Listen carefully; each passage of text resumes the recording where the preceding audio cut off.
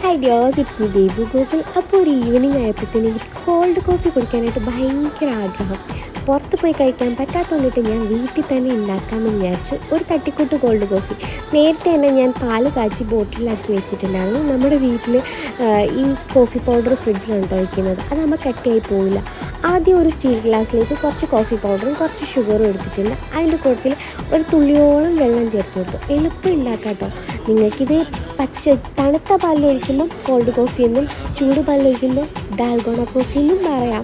നന്നായിട്ട് പതിപ്പിച്ചെടുക്കാം. നമ്മുടെ ഈ ബ്ലെൻഡർ ഉണ്ടെങ്കിൽ അതാട്ടോ എളുപ്പം.